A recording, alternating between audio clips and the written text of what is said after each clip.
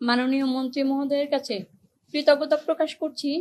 তিনি আমার অবস্থা জানার পরে নিজ দায়িত্বে ওখানে ওয়াদা করেছিলেন এবং ওয়াদা অনুযায়ী স্যার খুব দ্রুততম সময়ের মধ্যে আমার কর্মসংস্থানের ব্যবস্থা করেছেন।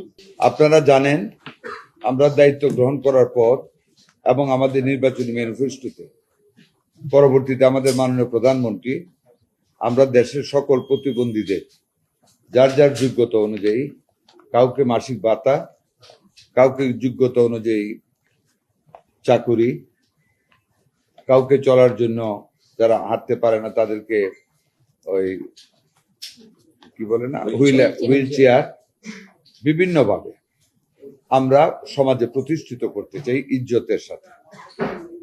সকল প্রতিবন্ধীদের আমরা পুনর্বাসিত করতে চাই।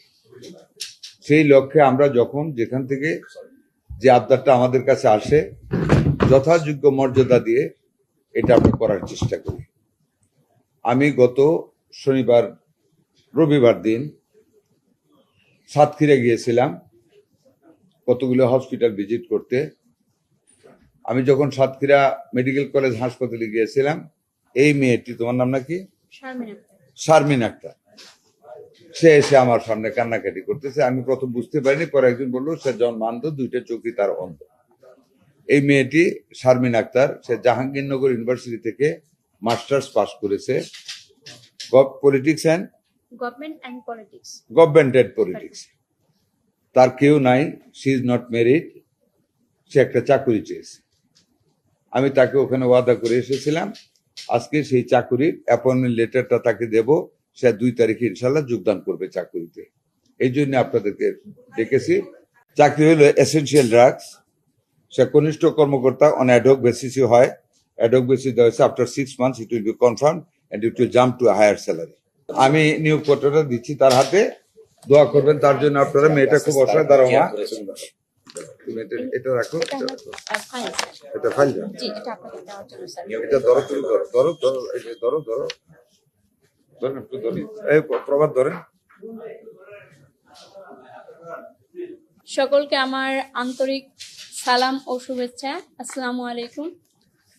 আমি প্রথমে মহান আল্লাহ তাআলার শুকরিয়া আদায় করছি এবং মাননীয় মন্ত্রী মহোদয়ের কাছে কৃতজ্ঞতা প্রকাশ করছি। তিনি আমার অবস্থা জানার পরে নিজ দায়িত্বে ওখানে ওয়াদা করেছিলেন এবং ওয়াদা অনুযায়ী স্যার খুব দ্রুততম সময়ের মধ্যে আমার কর্মসংস্থানের ব্যবস্থা করেছেন। এজন্য আমি আমার অসহায় ফ্যামিলির পাশে দাঁড়াতে পারবো। এর জন্য আমি স্যারের কাছে এবং মাননীয় প্রধানমন্ত্রী মহোদয় সহ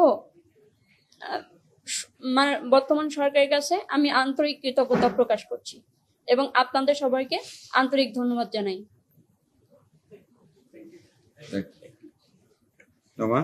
তুমি 2 তারিখে স্যার দোয়া রাখবেন আমার জন্য। জি, তুমি কাকে নিয়ে যাবা অফিসে? স্যার আমি প্রথম 2-1 দিন হেল্প নিব আমার ফ্যামিলি মেম্বারদের, ও আমার ভাগিনা আমার সাথে আছে, ও আমাকে যথেষ্ট সাপোর্ট দেয়।